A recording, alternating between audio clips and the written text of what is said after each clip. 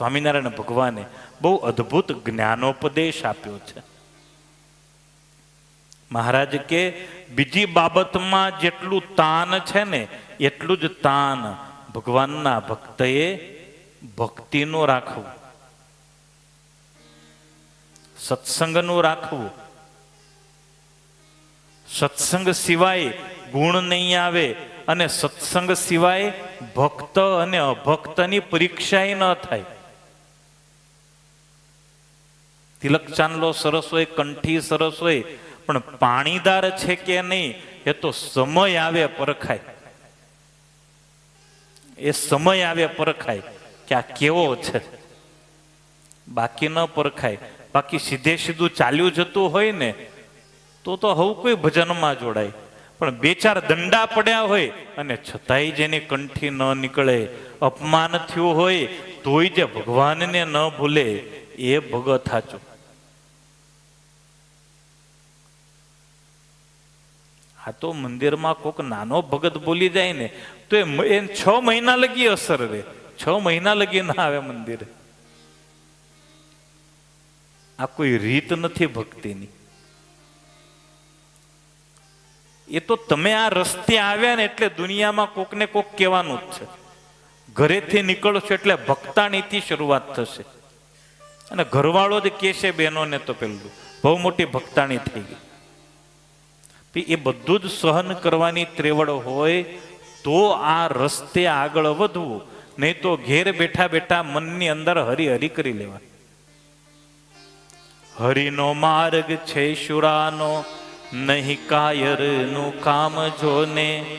પ્રથમ પહેલું મસ્તક મૂકી વર્તી લેવું નામ જોને.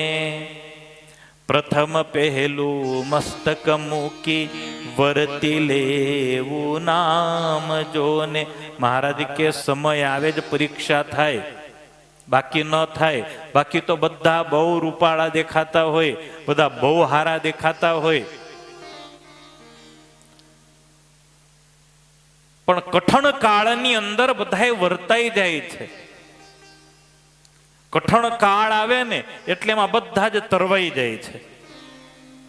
આ ક્લિયર છે, આ ક્લિયર નથી, એ બરાબરની આમ તડી બોલે ને ત્યારે બધું જ આમ અલગ થઈ જાય. દરિયાની અંદર મોજું આવે એટલે જેટલું કચરું હોય ને બધું જ નાખી દે. બસ કઠણ કાળ એવો છે.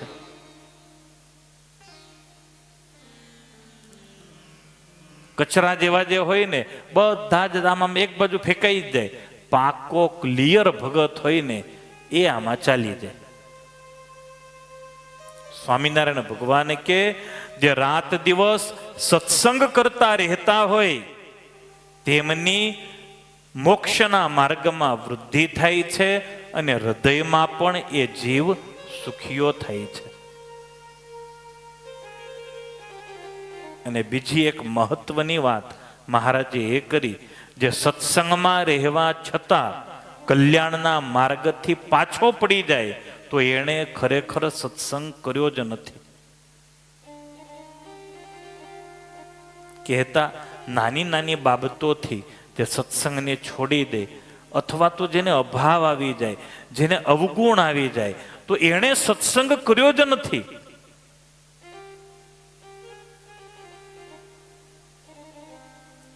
સોળમીએ જમણવાર છે આપણે, તે મહાપ્રસાદ છે. હવે એ મહાપ્રસાદ ઉપર કાઉન્ટર ઉપર પીરસનારો છેલ્લે બુમાબુમ કરે, જવા દો ને યાર હું તો ભૂખ્યો જ રહ્યો. તો એ ભાઈ ભૂલ તારી હતી. તને એવું લાગ્યું કે માણસ વધી ગયું, 2 લાડવા મૂકી દેવાય ગજવામાં, ભૂખ્યા હું કરવા રહી. ભોજનમાં રાત દિવસ રહ્યો હોય અને છતાંય ભૂખ્યો રહેતો હોય તો એ ખરેખર ખાતો જ નથી, એ જીવની ભૂલ છે.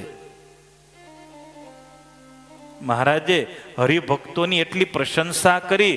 હરિભક્તો તો સૂર્યના જેવા છે, જે રાત દિવસ દેખતા રહે છે, સાવધાન રહે છે, પોતાના દોષોને દેખતા રહે અને સત્સંગને નિર્દોષ માને. ક્યારેય સત્સંગમાં મોટાઈ ન રાખે. એ ભક્ત મને બહુ ગમે છે. આ સત્સંગની અંદર પોતે પોતાને દાસનો દાસ માને ને એને ક્યારેય હાનિ થતી નથી, એનો ક્યારેય વિનાશ નથી. બાકી સત્સંગમાં બાયો ચડાવી એટલે ગયા તમે, એટલે તમે ગયા. આ સત્સંગમાં જેણે બાયો ચડાવી, માનના કારણે, અહંકારના કારણે, ઘમંડના કારણે એનું નામું નખાઈ ગયું. મહારાજ કે અમને એ બહુ ગમે, જે દાસનો દાસ હોય ને એ. આ સત્સંગની રીત છે અને એ ભક્તોએ જાણી રાખવી. કોઈ કોઈને મુખે કહેતું નથી, પોતાના ગુણોને અનુસારે લેવાનું મન થાય. સત્સંગમાં જેવું બીજ વાવવામાં આવે તેને તેવું ફળ ઉમંગથી મળે છે. અમૃત બોબે સોયમૃત પાવે, અમૃત બોબે સોયમૃત પાવે, અમૃત બોબે સો અમૃત પાવે, અમૃત બોબે સોયમૃત પાવે, વિષ બોવે સો વિષ લહાવે, વિષ બોવે સો વિષ લહાવે. દુનિયાનો નિયમ છે, અમૃત વાવશો અમૃત મળશે, ઝેર વાવશો ઝેર મળશે. બાવળિયાનો વાવી અને ત્રીજા વર્ષે કેરી ખાવા જશો ને નહીં મળે, મોટા ને મોટા કાંટા વાગશે.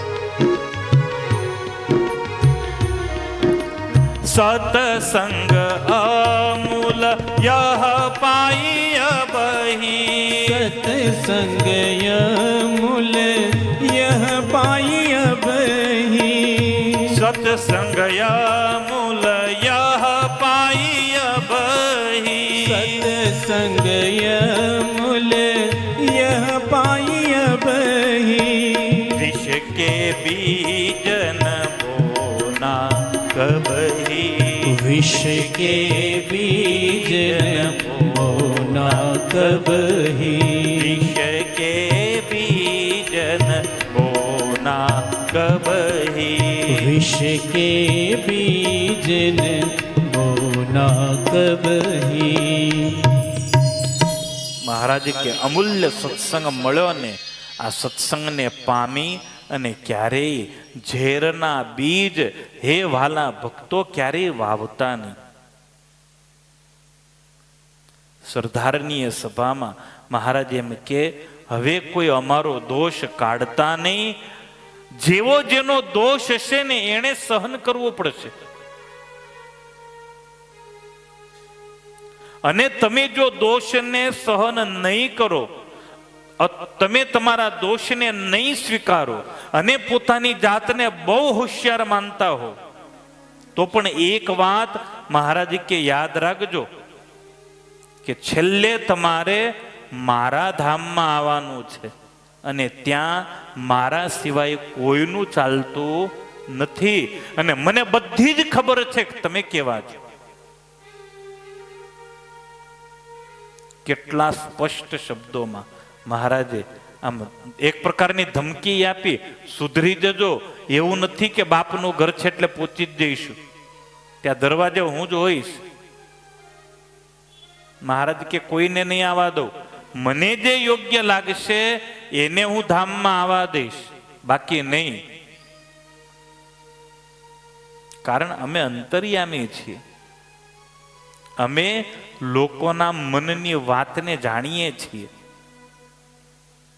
પણ જીવ એવો અવળ ચંડો ને બધું જ જાણે, આમ બધાને ખબર છે ભગવાન અંતર્યામી છે, તો પાપ કરતા ક્યારેય વિચાર આવ્યો?